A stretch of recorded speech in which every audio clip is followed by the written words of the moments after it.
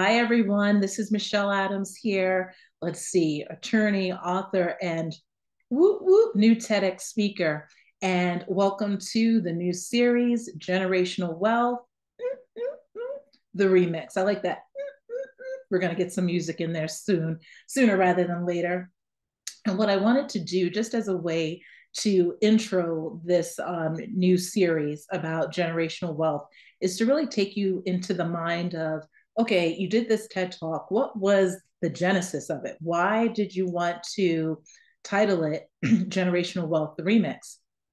And really, it stemmed from the fact that every time I heard the term generational wealth, in a lot of cases, it was being used in a way that really focused solely and completely on the money. And look, just like the next person, yes, I'm all about can we pass down some wealth to the next generation so that everyone is not starting over at ground zero? Absolutely. But there is a way that we do that. And I'll talk to that in a minute. And then the other piece, though, is do we always just have to solely focus on the money? The money is important, but just like with everything else, we can't take it with us. We have to be smart about what the things that we're putting a lot of energy and emphasis on. So, yes, money does have its place, but in my opinion, there are other even just as important factors that we want to share with that next generation. So, all that to say is sometimes when I hear the term generational wealth, I'm like, okay, cool. And then other times I'm like, oh, let's reframe that because we want to make sure that if we do leave something or when we do leave something, that we do it responsibly and in order. So just to take you a little bit behind the scenes, um, when the opportunity came to do the talk, it was now let's think what is going to be the focus? What is going to be the that piece that really led me down that journey? And I talk about the gift that I received from my grandmother in the form of a cross. And by the way, if you haven't listened to the TED Talk, I'll make sure there's a link below. This way, it'll put it all in context for you. But please go ahead. I'd love your support in listening to it, and also leave comments. Let me know what your thought was. But in the talk, I talk about receiving this gift from my grandparents. And it wasn't a monetary gift of any means, but it was a cross. It was a plastic cross that, yes, glowed in the dark. And I was talking to somebody about this the other day, and they're like, Michelle, that's a little creepy. I'm like, it's not, though. Every time I see it glowing, I know in my own way, to me, it's a reassurance that for me, that God is hearing me and that it's just a reminder that, yep, he's still there, that presence is still there, and I love it. So, for those of you who wanted to see said cross, this is the cross that I reference in that TED Talk. You can see nothing, it's plastic, it's a plastic stand, and not all the time, but if I were to turn off all the lights, which I'm not going to do, every once in a while, this cross will glow in the dark. And it sits on my nightstand right by the bed. So this was the point of reference in that talk. And why that was important is for me, in having that cross, it reminded me of my grandparents' faith and the things that they shared with my sister and I that still stay with us to this day. And to me, that was just as equally important as any monetary gift that they could have given me. Because guess what? The money that they gave me or that they could have given me, most likely I would not have known what to do with it. And it most likely would be gone to this day. And so the value and the vision that they gave me as it related to what that cross meant to them meant the world to me. So I just wanted to give you a visual of that. And so with this new series, what I'm really focusing on are tell me more about what's important to you. And the guests that come on will reflect that. And they'll talk about some of the things that they are doing to create this legacy for generations to come. And yes, some of it may be monetary, but overwhelmingly, it's going to be about those intangible things that they are leaving to their loved ones, whether it's a gift of a book or if it's a favorite family recipe or Perhaps it's a lesson about something that they weren't so proud of, but yet the moral of that lesson is now teaching their loved ones, maybe I won't do that, or okay, that particular thing that they did was really good.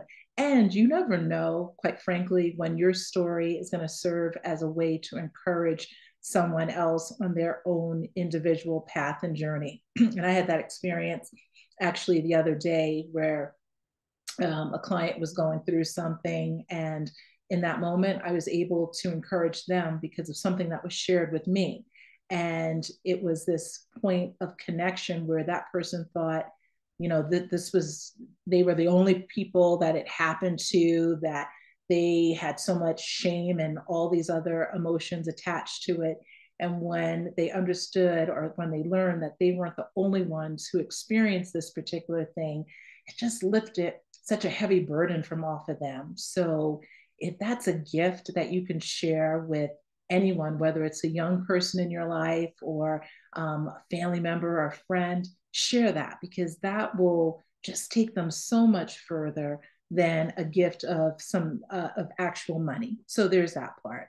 The other piece, though, that I want to encourage you to do, I mentioned if you want to leave something, that's great. Who wouldn't love $1 million life insurance policy to be a beneficiary of that, or a house or land or some other form of property?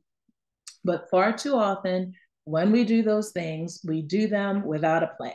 What are you talking about, Michelle? So someone has these assets and there's nothing that describes whether it's a will or a trust or even some type of beneficiary deed, something that says, at my death, this is who gets that. And then, as you can imagine, what often happens is that you have all these different family members and folks who think that they're entitled to X, Y, or Z. We have kids coming out of the woodworks that, oh, we didn't realize that there were other children involved in the mix, and it just becomes very messy. So kudos to you if you want to leave some form of generational wealth to your loved ones. Yes, I applaud you all day, but just make sure that when you do, it's not just a wish, a thought, and a prayer, but that you actually put things in writing that that's very clear as to who gets what and when they receive it.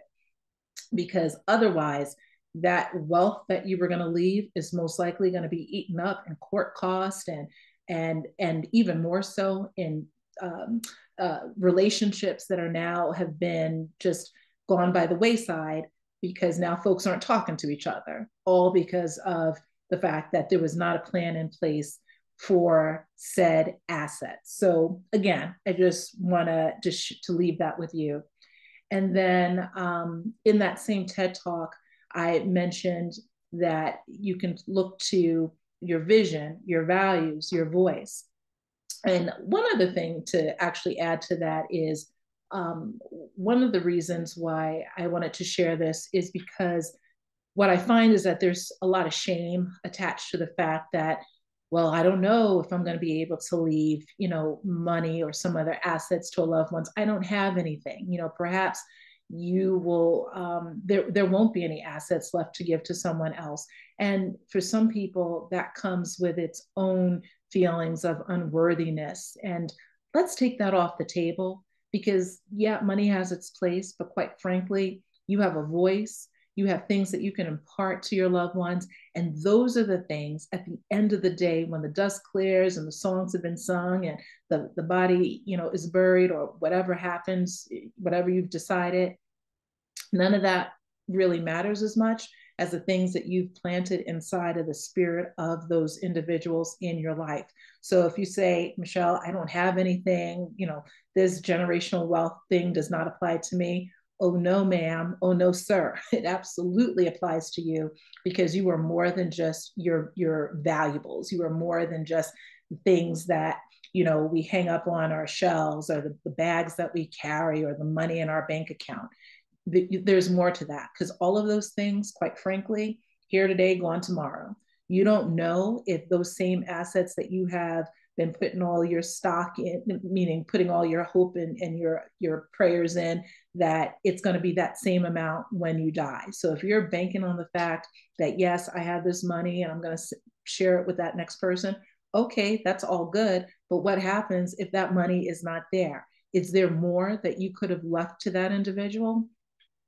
Sorry, I'm on a rant now, because one of the other things I'm thinking about is there was a movie, and I used to have a copy of it somewhere, but it's called The Ultimate Gift. Look it up. It was an amazing movie that talked about a billionaire who left money to his grandson, but that grandson was just a little bit spoiled and felt entitled. And we know that oftentimes when we're leaving stuff, that's how people feel, whether, again, it's $1 billion or $1,000. People feel entitled to certain things. And so, what this person did, what this grandfather did, is put his grandson through a series of challenges. And the goal of those challenges was to make him a more compassionate and empathetic individual. And of course, it's Hollywood, and it's based on a book too.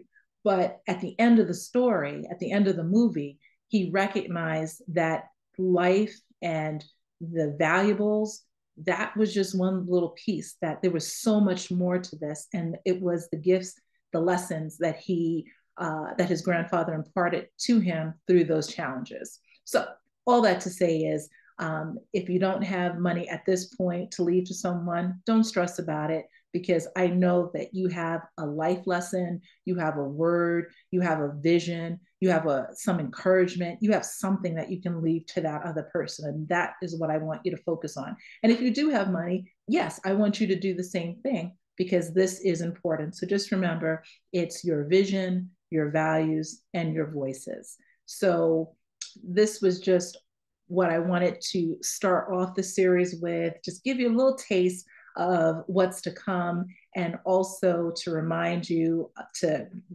watch that TED Talk. So make sure you watch that TED Talk, but to understand a little bit more about why that particular message was placed on my heart and why I wanted to share it with the world. So thank you. I can't wait for our next time that we come together, and for the folks that we're going to talk to about this. And if you have any thoughts, suggestions, if you want to come on and speak your mind, speak your piece, please reach out to me and we will make that happen. Take care. Look forward to seeing you all soon.